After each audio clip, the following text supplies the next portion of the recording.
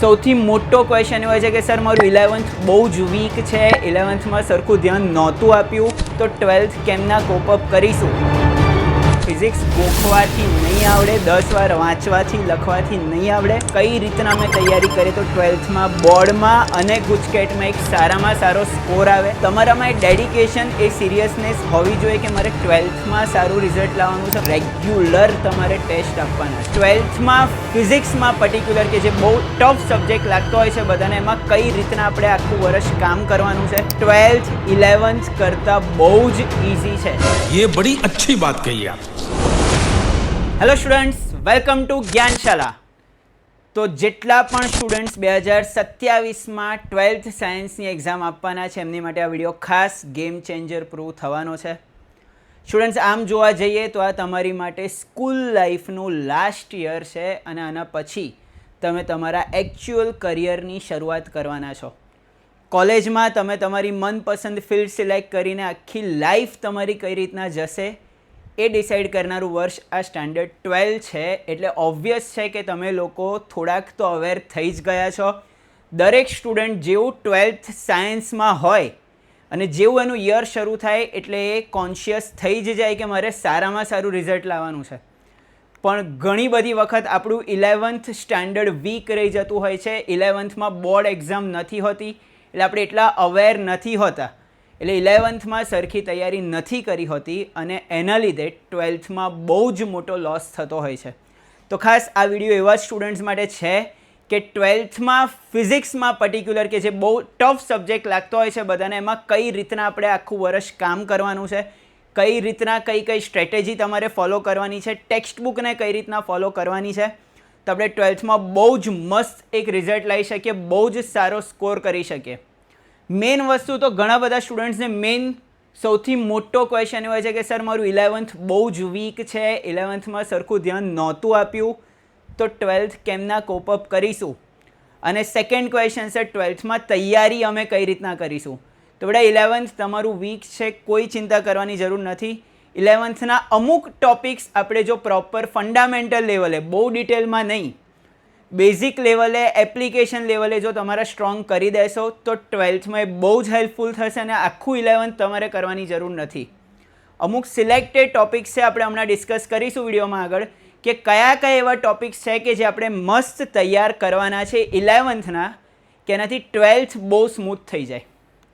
એમાંના main ટોપિક્સની વાત કરીએ, સૌથી પહેલાં બેઝિક મેથ્સ, જે સંકલન વિકલનના કન્સેપ્ટ છે, ત્રિકોણમિતિના કન્સેપ્ટ છે, એનાથી ખાસ સદીશના જે ટોપિક છે એનું મસ્ત રિવિઝન કરી દેવાનું, એની નોટ્સ બનાવી દેવાની.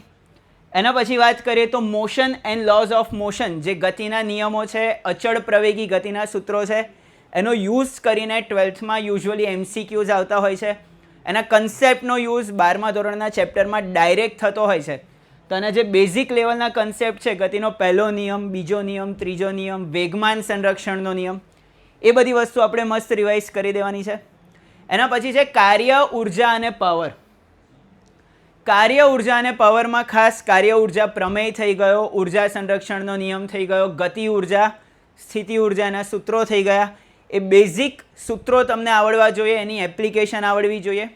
અને એના પછી બહુ જ અંડરરેટેડ ચેપ્ટર 11thનું એ છે ગુરુત્વાકર્ષણ, gravitation. Yes, gravitation chapter students તમારું સ્ટ્રોંગ કરી દેવાનું છે, કેમ કે એ ચેપ્ટરના બેઝ ઉપર 12thના પહેલાં 2 ચેપ્ટર છે આપણા. અને યાદ રાખજો મારી વાત, જો 12thના પહેલાં 2 ચેપ્ટરમાં ટ્રેક પકડાઈ ગયો, તમારો એક પ્રેક્ટિસની હેબિટ પડી ગઈ, કોન્ફિડન્સ આવી ગયો, તો 12th 11th કરતાં બહુ જ ઇઝી છે. તમે તમારા કોઈ બી સિનિયર્સને, ટીચર્સને પૂછશો તો બધા એવું જ કહેશે કે જેવું 9th કરતાં 10th બહુ ઇઝી હતું, સેમ વે 11th કરતાં 12th સ્ટાન્ડર્ડ બહુ જ ઇઝી છે. પણ શરૂઆતમાં આપણે જે ધ્યાન નથી આપતા, શરૂઆતમાં જે અવેર નથી હોતા, એક ખોટા ટ્રેક ઉપર ચડી જાય છે. આના લીધે ગમે તેટલી મહેનત કરીએ છીએ, ગમે તેટલા એફર્ટ્સ આપીએ છીએ, પણ રાઇટ ડાયરેક્શનમાં જો એફર્ટ્સ ના અપાતા હોય તો આપણે ડેસ્ટિનેશન સુધી નથી પહોંચી શકતા, એટલે કે આપણે જે રિઝલ્ટ એક્સપેક્ટ કર્યું હોય છે આપણને નથી મળતું. અને લાસ્ટ ચેપ્ટર જે છે સૌથી ઇમ્પોર્ટન્ટ 11thનું, એ છે વેવ્સ. યસ, વેવ્સના આધારિત 12thમાં 2 ચેપ્ટર ડાયરેક્ટ અને 1 ચેપ્ટર ઇનડાયરેક્ટ તમને બહુ જ કામમાં આવશે.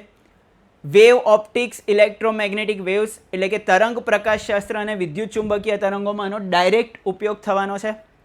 દ્રવ્ય અને વિકિરણનો દ્વૈત સ્વભાવ, આજે 12થમાં તમારે ચેપ્ટર આવવાનું છે, એમાં આનો ઇનડાયરેક્ટ યુઝ તો થવાનો જ છે.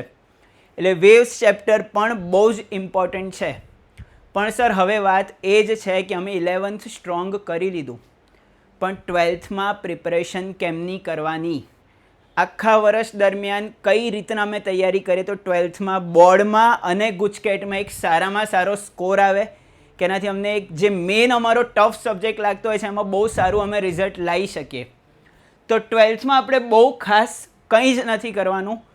પહેલો થંબ રૂલ એ છે કે આપણે ટેક્સ્ટ બુકને પકડી રાખવાની છે, ટેક્સ્ટ બુકથી ભટકવાનું નથી.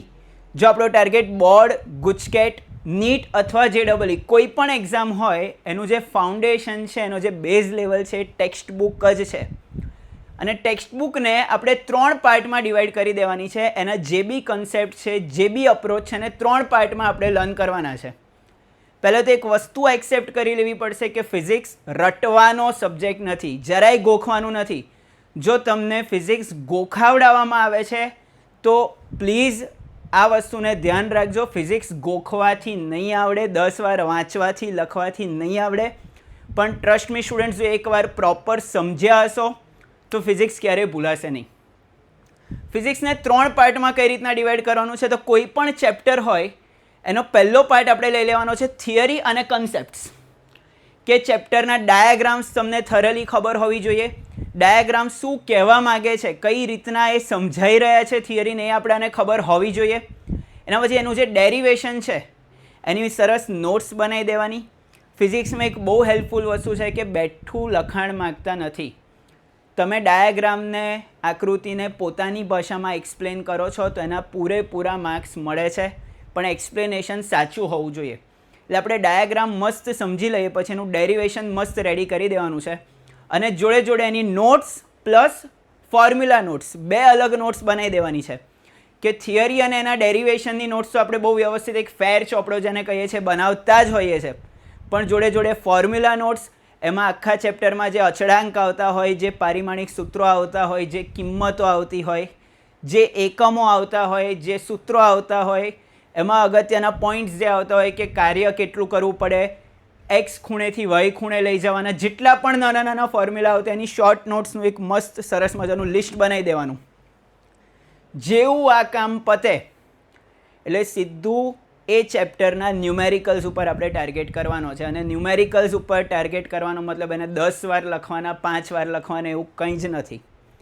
એને એક વખત સમજીને જાતે સોલ્વ કરવાની જરૂર છે. જો તમારા ફોર્મ્યુલા ઓન ધ નોટ હશે, તમને બધી ફોર્મ્યુલા યાદ હશે, તો તમને એની એપ્લિકેશન પણ બહુ ઇઝીલી આવડશે. અને જેવા ચેપ્ટરના સમ્સ પતે એટલે સીધું આપણે ટ્રાય કરવાનો છે એના MCQ પ્રેક્ટિસનો. MCQમાં ખાસ NCERT બેઝડ MCQs, PYQs ઉપર બહુ જ મસ્ત ફોકસ કરવાનું. છેલ્લા 10થી 15 વર્ષના MCQs જે બોર્ડ અને ગુજકેટના પૂછેલા છે એટલીસ્ટ એ ટ્રાય કરવાના. અને પ્લીઝ પ્લીઝ પ્લીઝ એક બહુ ઇમ્પોર્ટન્ટ વસ્તુ કે ન્યુમેરિકલ્સ અવોઇડ કરતા નહીં. કેમ કે ફિઝિક્સમાં તમે જુઓ તો બોર્ડનું જે 100 માર્ક્સનું પેપર હશે એમાંથી 50 માર્ક્સના MCQ હશે, 50 માર્ક્સનો થિયરી પાર્ટ હશે, એમાં પણ 50% થિયરી લઈ લેવાય, 50% દાખલા જે ન્યુમેરિકલ છે એ લઈ લેવાય. ગુજકેટનું પેપર છે તો 40 માર્ક્સના MCQ છે, મતલબ પેપરમાં 90 માર્ક્સ તો ખાલી MCQના જ છે, અને બાકીના 30થી 35 માર્ક્સ તમે ન્યુમેરિકલથી લાવી શકશો. એટલે ન્યુમેરિકલ્સને પ્લીઝ અવોઇડ કરવાના નથી. બીજું, આખા વર્ષ દરમિયાન તમે જે પણ સ્ટડી ટાર્ગેટ બનાવો છો, ટાઈમ ટેબલ બનાવો છો, રીડિંગ ગોલ બનાવો છો, એકદમ રિયાલિસ્ટિક સ્ટડી ગોલ બનાવવાના છે. એવું નહીં કે એક રાતમાં 10 ચેપ્ટર તૈયાર કરી દઈશ, કે એક અઠવાડિયામાં આખું ફિઝિક્સ તૈયાર કરી દઈશ. આજની તારીખમાં એક વીકમાં આખું ફિઝિક્સ તૈયાર કરવા માટે બહુ જ નેક્સ્ટ ટુ ઇમ્પોસિબલ વાત છે એવું કહીએ તો પણ ચાલે. રોજનું કામ રોજ કરવું પડશે. આપણી જોડે ઓછામાં ઓછો અત્યારે 10 મહિનાનો સમય છે. ફેબ્રુઆરી એન્ડમાં તમારી બોર્ડ એક્ઝામ આવવાની છે 2027માં. એટલે આપણે ડેઇલી ટાર્ગેટ સાથે કામ કરવું પડશે. એક મહિનામાં 1 થી 2 ચેપ્ટરનો ટાર્ગેટ રાખશો તો પણ બહુ ઇઝીલી ડિસેમ્બર સુધીમાં તમારો બધો જ કોર્સ બહુ મસ્ત તૈયાર થઈ જશે. અને જો એક મહિનામાં 2 ચેપ્ટર તૈયાર કરવા હોય તો રોજનો 1 થી 1.5 કલાક એટલીસ્ટ ફિઝિક્સ પાછળ આપણે આપવો પડે. ત્રીજી વસ્તુ જે આપણે કરવાની છે કન્ટિન્યુઅસ પ્રેક્ટિસ. એવું નહીં કે આજે પ્રેક્ટિસ કરી પછી નહીં કરવી, રેગ્યુલર પ્રેક્ટિસ કરવાની છે અને એવરી સન્ડે અથવા તો દર 10 દિવસે તમારે એનું રિવિઝન કરવાનું છે. સર આ પ્રેક્ટિસમાં અમારે કઈ વસ્તુ ફોલો કરવાની છે? તો જો પ્રેક્ટિસમાં સૌથી પહેલાં ક્લાસ નોટ્સ, જે મેં કીધું થિયરી અને ડેરિવેશન, એના પછી NCERT સોલ્યુશન્સ એટલે કે જે ઉદાહરણ અને સ્વાધ્યાયના પ્રશ્નો છે મસ્ત એક વખત લખીને પ્રેક્ટિસ કરી દેવાના, જાતે સોલ્વ કરવાના.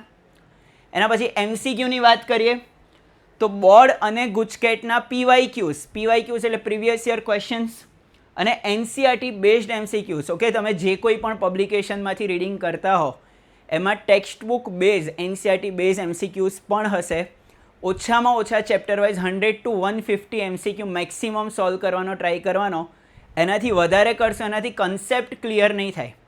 એટલે 100 થી 150 એવા MCQ કે જેનાથી ટેક્સ્ટ બુકના બધા જ કન્સેપ્ટ ક્લિયર થઈ જાય એવા MCQ આપણે સોલ્વ કરવાના છે. અને લાસ્ટ અને મોસ્ટ ઇમ્પોર્ટન્ટ, રેગ્યુલર તમારે ટેસ્ટ આપવાના છે. એવું નહીં કે 3 મહિના પછી એક એક્ઝામ આપી, ના, રેગ્યુલર ચેપ્ટર વાઇઝ પોતાની જાતને ટેસ્ટ કરવાની છે કે મેં જે ચેપ્ટર લર્ન કર્યું એ કેટલું મારું પ્રિપેર થયું છે, એમાં મારા સ્ટ્રોંગ ટોપિક કયા છે. જો એક વખત તમે ટેસ્ટ આપશો તમને એ ખબર પડી જશે કે તમને કેટલું આવડી ગયું, પછી એને ભૂલી જવાનું છે. આપણું મેઇન ફોકસ હોવું જોઈએ કે મને કેટલું ના આવડ્યું, મારા વીક ટોપિક કયા છે. આપણે છે ને અત્યાર સુધી જે ટેસ્ટ આપતા હતા ને એમાં માઇન્ડસેટ એવું રાખતા હોઈએ છીએ કે મને શું આવડ્યું, એ આપણે વિચારવાનું જ નથી, કેમ કે એ તો ઓલરેડી આવડે છે. આપણે એ વિચારવાનું છે કે શું ના આવડ્યું અને એને સ્ટ્રોંગ બનાવવાનું છે. એની માટે રેગ્યુલર આપણે ટેસ્ટ આપવા પડશે. અને સૌથી મોટી વાત, આ 1 વીકની કે 1 મહિનાની પ્રોસેસ નથી, આ ઓલમોસ્ટ 1 વર્ષ લાંબી પ્રોસેસ છે. એટલે શરૂઆતમાં તો સર અમે કરી લઈએ છીએ પણ ધીમે ધીમે થાકી જવાય છે, ઓવર કોન્ફિડન્સ આવી જાય છે, ટ્રેક ઉપરથી ખસી જવાય છે. તો જો આખા યર માટે 1 વર્ષ માટે તમારે આ સારું પરફોર્મ કરવું હશે, કોન્સ્ટન્ટ એફર્ટ આપવા હશે, તો 4 વસ્તુ બહુ જ ઇમ્પોર્ટન્ટ છે આપણે ફોલો કરવાની છે. That is dedication, hard work, discipline અને રેગ્યુલારિટી. તમારામાં એ ડેડિકેશન, એ સિરિયસનેસ હોવી જોઈએ કે મારે 12થમાં સારું રિઝલ્ટ લાવવાનું છે, મારે ફિઝિક્સ, કેમેસ્ટ્રી, મેથ્સ અથવા બાયોલોજી જે છે બેસ્ટ લેવલ ઉપર ક્રેક કરવાના છે, એમાં સારામાં સારો સ્કોર કરવાનો છે. એ સ્કોર કરવા માટે જોઈએ એટલું હું હાર્ડવર્ક કરીશ, બધી જ રીતના તૈયારી કરીશ, બધી જ રીતના એફર્ટ્સ આપીશ, થાકીશ નહીં. અને ત્રીજી જે વસ્તુ છે જે મેં કીધું એમ ડિસિપ્લિન, ફેમિલી ફંક્શન હોય, સોશિયલ ફંક્શન હોય, બર્થડે પાર્ટી હોય, બધું જ અવોઇડ કરવું પડશે. પ્રોપર ડિસિપ્લિન સાથે સ્ટડીમાં ફોકસ કરવું પડશે. અને લાસ્ટ, રેગ્યુલારિટી.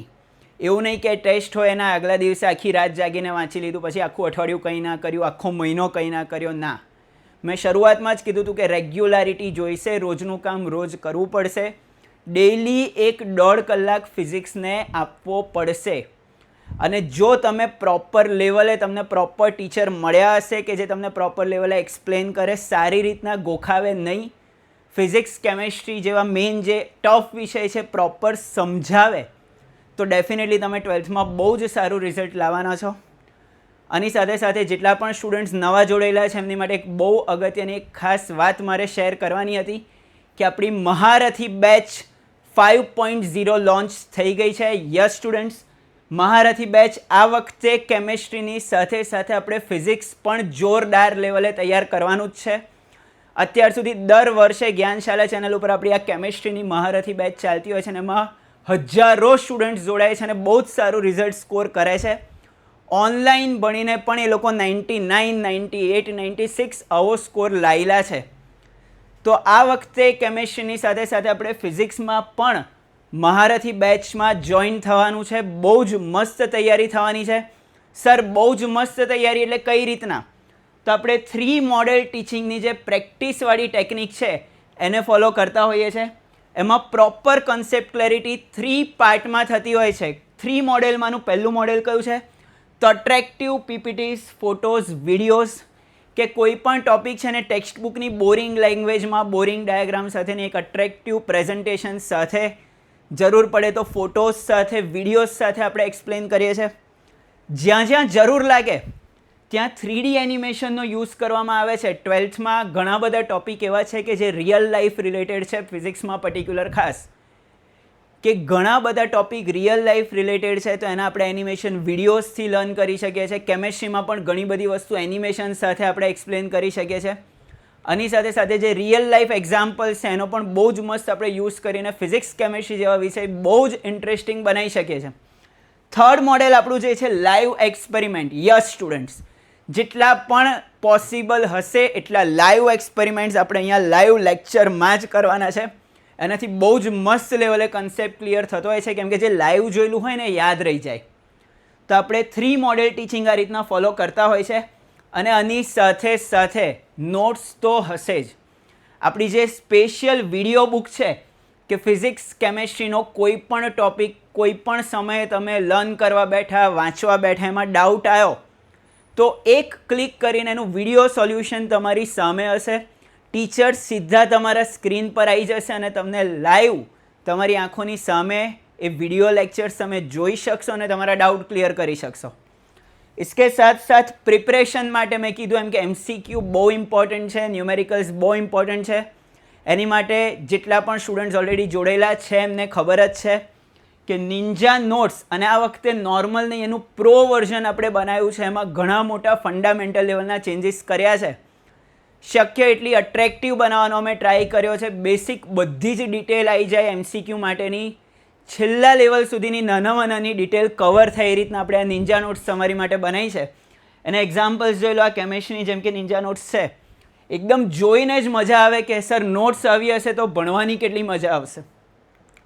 ફિઝિક્સની નોટ્સ જો સિમ્પલ બોરિંગ ડાયાગ્રામ સાથેની અટ્રેક્ટિવ ઇમેજીસ સાથે રિયલ લાઈફ એક્ઝામ્પલ્સ સાથે આપણે આ નોટ્સ રેડી કરી છે. નેક્સ્ટ, આની સાથે સાથે આપણે ખાલી થિયરી પર ફોકસ નથી કરવાના, MCQ પણ એટલા જ ઇમ્પોર્ટન્ટ છે. વિડીયો બુકની સાથે સાથે આપણને MCQની સ્પેશિયલ બુકલેટ પણ તમને મળવાની છે. એમાં મોસ્ટ IMP MCQs. હવે અમે છેલ્લા 2-3 વર્ષથી નોટિસ કર્યું છે કે ગુજકેટમાં છેલ્લા 10 વર્ષના 15 વર્ષના JEE નીટના પેપર્સમાંથી પણ અમુક ક્વેશ્ચન્સ બેઠા આવે છે. તો JEE નીટ જેવી નેશનલ લેવલની જે એક્ઝામ છે જેને NTA કન્ડક્ટ કરતું હોય છે, એમાંથી જે ક્વેશ્ચન્સ એવા છે કે જે ગુજકેટ લેવલે આવી શકશે એ ક્વેશ્ચન્સ પણ આપણે અહીંયા કવર કરી દીધા છે. ઓર ઉસકે સાથ સાથ બધા MCQનું એક લેજેન્ડ લેવલ વિડીયો સોલ્યુશન્સ તો મળવાનું જ છે. આના સિવાય મેં કીધું એમ લાસ્ટ 15 યર્સના PYQs, video solution and live doubt solving. Yes, live લેક્ચરમાં જ તમે તમારા બધા જ ડાઉટ સોલ્વ કરાવી શકશો. અને આપણી જે અગ્નિ પરીક્ષા ટેસ્ટ સિરીઝ છે એ પણ આ મહારથી બેચમાં કવર થઈ જવાની છે. બેચ પ્રાઇસિંગની વાત કરીએ તો જે રેગ્યુલર કેમેસ્ટ્રીની આપણી બેચ છે એક સબ્જેક્ટની, એની પ્રાઇસ છે 3499. અને આ 3499માં કેમેસ્ટ્રીની બુસ્ટર બેચ જે 2000 રૂપિયાની હોય છે, જે આપણે રિવિઝન માટે યુઝ કરતા હોઈએ છીએ કે પાછળ છેલ્લા 1.5-2 મહિનાના રિવિઝન માટે આપણે આ બુસ્ટર બેચ લોન્ચ કરતા હોઈએ છીએ, જેની પ્રાઇસિંગ 2000 રૂપિયાની આસપાસ હોય છે.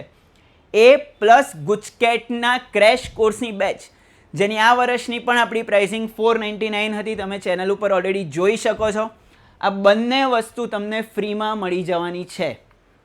તો 3499 પ્રાઇમ જો તમે સબસ્ક્રિપ્શન લો છો કેમેસ્ટ્રીના પ્લાનમાં, તો કેમેસ્ટ્રીની બેચમાં જો તમે પ્રાઇમ લો છો તો 699 એક્સ્ટ્રા તમારે પે કરવાના છે ખાલી. અને એમાં કેટલી બધી વસ્તુ વધારે તમને મળે છે જો કે 3499માં ખાલી 699 પે કરો છો, એમાં ઓલરેડી બુસ્ટર બેચ તો 2000 રૂપીસવાળી છે જ, 499 વાળી ગુજકેટ ક્રેશ કોર્સ છે જ, પણ એના સિવાય જે આપણી MCQની બુસ્ટર બેચ હોય છે, પાછળ છેલ્લે 1.5-2 મહિનામાં આપણે MCQની જે સ્પેશિયલ બેચ લોન્ચ કરીએ છીએ જેની પ્રાઇસ હોય છે 1499, એ પણ આ પ્લાનમાં આ બેચમાં ફ્રી મળી જવાની છે. એની સાથે સાથે લક્ષ્યભેદ જે વેબિનાર હોય છે આપણા આખા વર્ષ દરમિયાન, જે 4 વેબિનાર થાય છે કે જે 12થની શરૂઆતમાં, મિડલમાં, ઇન્ટરનલ વખતે, બોર્ડ એક્ઝામ વખતે, જે એક વેબિનારની આપણી પ્રાઇસ સ્ટુડન્ટ દીઠ 400 રૂપીસ હોય છે, તે 4 વેબિનાર એટલે કે ઓલમોસ્ટ 1599ના 4 વેબિનાર પણ તમને ફ્રી મળી જવાના છે.